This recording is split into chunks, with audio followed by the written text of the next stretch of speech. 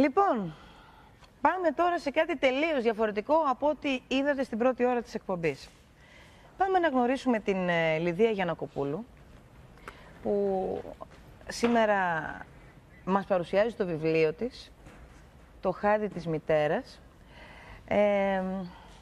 Είναι αληθινή ιστορία, διηγείται πράγματα από τα παιδικά της χρόνια, πολύ σκληρά για να είναι αληθινά. Καμιά φορά λέμε ότι ταινίες που βλέπουμε κατά καιρού στα έργα, οι χολιγουτιανές και τα λοιπά, λέμε πόσο θα τα τραβάνε τα πράγματα για να βγει έτσι πιο ενδιαφέρουσα η ταινία.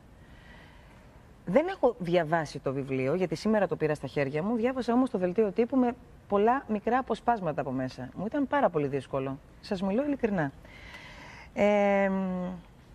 Να καλωσορίσουμε την Λιδία, που φαντάζομαι ότι και για εκείνη είναι πάρα πολύ δύσκολο, γιατί είναι άλλο το γράφω και άλλο το λέω και το μοιράζομαι με τον κόσμο.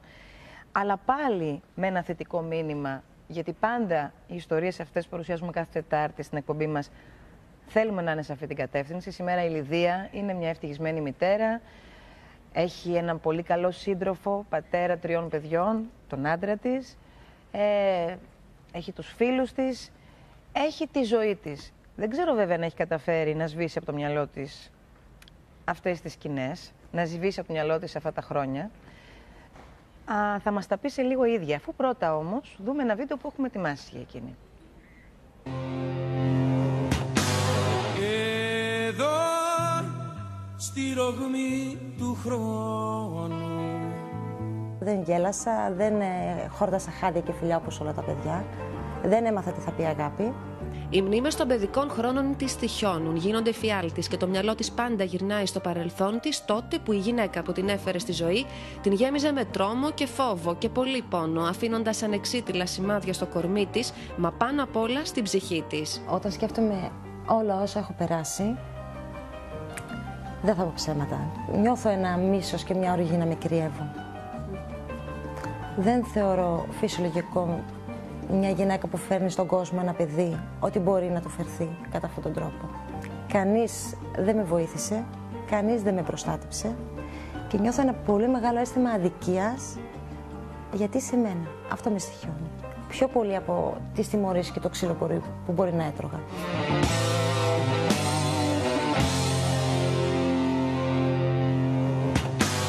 Το χάδι της μητέρας είναι ο τίτλος του βιβλίου που έγραψε για να αποτυπώσει τα τραγικά παιδικά της χρόνια, για να ξορκίσει τις μνήμες της. Ποτέ όμως δεν ένιωσε αυτό το χάδι, ποτέ δεν είπε ουσιαστικά τη λέξη μητέρα. Μια εσωτερική ανάγκη ήταν αυτή που με ανάγκασε να βγάλω όλο αυτό το δηλητήριο από μέσα μου. Με κάθε γραμμή που έγραφα, πονούσα. Κάθε γεγονός που εξιστορούσα, το ξαναζούσα.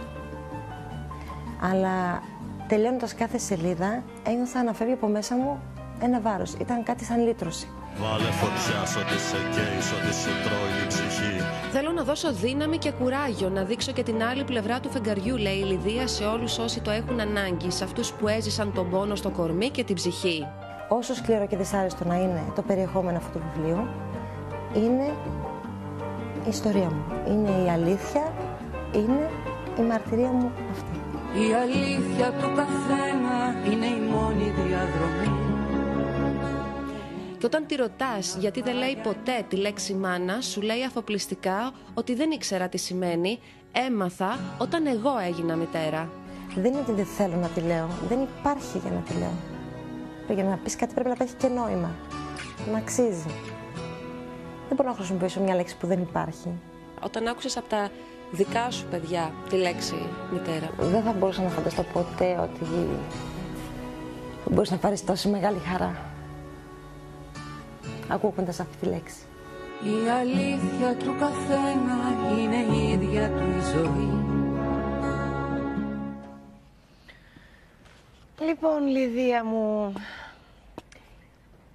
πότε σου μπήκε στο μυαλό η ιδέα να μοιραστείς και με άλλο κόσμο αυτό το κομμάτι της ζωής σου, που δεν ξέρω αν η μετέπειτα φίλη σου, δηλαδή από τη στιγμή που γνώρισες τον άντρα σου και μετά, γιατί βλέπω ότι μετακόμισες, δεν ζεις στην Αθήνα, ζεις στη Θεσσαλονίκη, εκεί είναι η οικογένειά σου όλη. Δεν ξέρω λοιπόν αν ο περίγυρος σου ήξερε την ιστορία σου. Τώρα τη μοιράζεσαι με όλους. Ναι.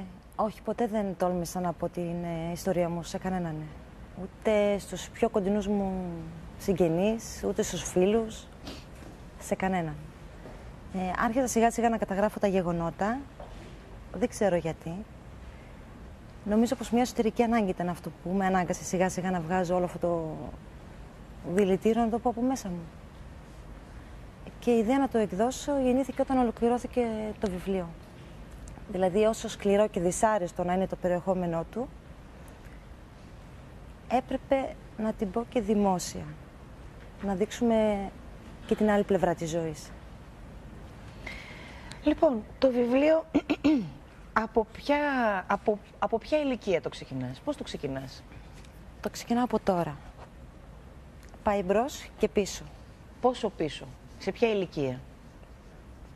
Από τα πρώτα χρόνια που θυμάμαι τον εαυτό μου. Ας πούμε, 4 χρονών. Τόσο. Νήπια. Από τότε που έχω αναμνήσεις.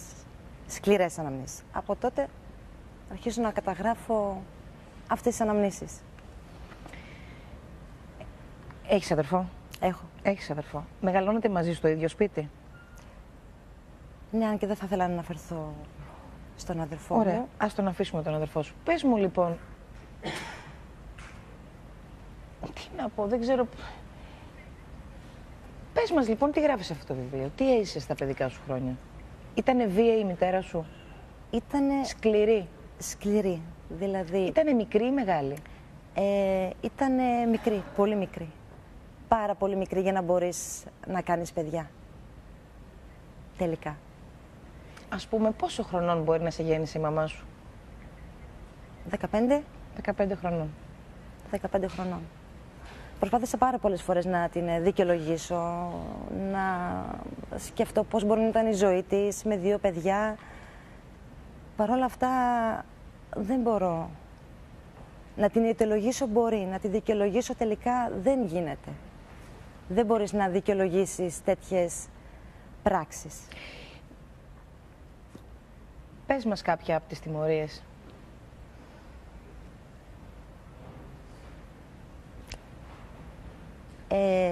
Να πω.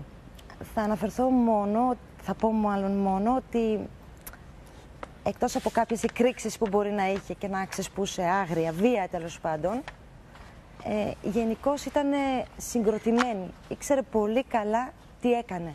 Τα έκανε με ηρεμία, με βλάβεια, δηλαδή καθότανε και έκανε αυτό που έπρεπε να κάνει.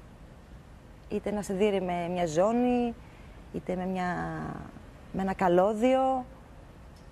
Τώρα δεν μπορώ να πω και πολλά πράγματα, γιατί είναι σκληρά αυτά τα μέσα με τα οποία χρησιμοποιούσε για να προκαλέσει κακό.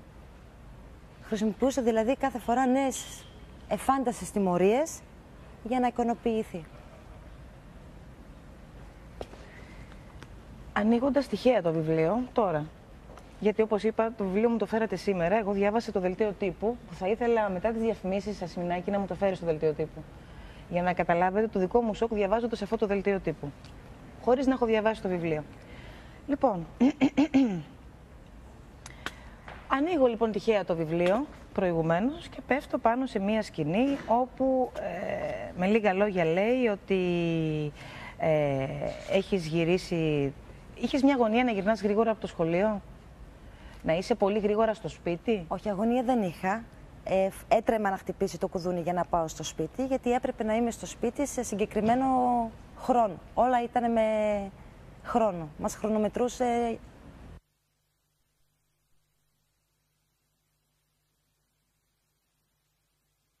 Λοιπόν, μία μέρα που περιγράφεις εδώ, λέει ότι γύρισε σπίτι, πάντα έπρεπε να βγάζεις τα παπούτσια έξω από την πόρτα.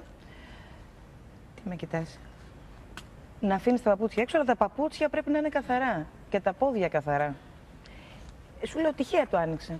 Δεν έψαξα να βρω γιατί δεν πρόλαβα. Λοιπόν, διαβάζω.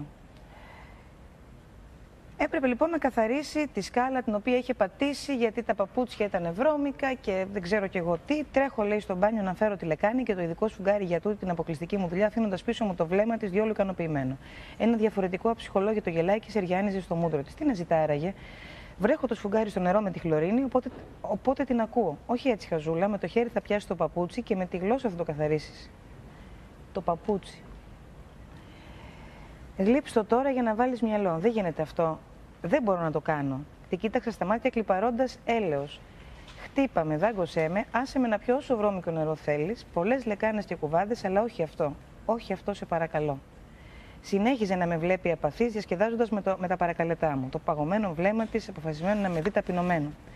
Με δάκρυα πιάνω το παπούτσι και το φέρνω στο στόμα μου, αδυνατό. Η οσμή είναι τόσο έντονη που αυτομάτως το πετάω με αγανάκτηση κάτω. Με αρπάζει από τα μαλλιά και κολλά το λερωμένο πάτο στο στόμα μου. Αν δεν το γλύψεις τούτη τη στιγμή, θα βγω και θα μαζέψω όσα σκατά βρω στο δρόμο μου και θα στα ταΐζω ολόκληρη τη βδομάδα. Δεν μπορώ να πιστέψω ότι αυτά τα λόγια είναι αληθινά. Δεν μπορώ να το πιστέψω. Και τα λόγια και οι πράξεις. Εμπρός στη φοβερή απειλή πιάνω το παπούτσι και αρχίζω να το γλύφω. Δεν τα καταφέρνω να συγκρατήσω την αηδία μου και ξερνώ μέσα στη λεκάνη. Δεν μπορεί, θα με αφήσει, θα με λυπηθεί. Είναι τρελό αυτό που μου ζητάει. Αν δεν θες να ρουφήξεις ολόκληρη τη λεκάνη με τον εμετό σου, τελείωνε. Έχεις 5 λεπτά διορία, υπομονή μου εξαντλήθηκε. Εντάξει, παιδιά, δεν ξέρω. Πάμε σε διαφημίσεις και θα συνεχίσουμε σε λίγα λεπτά.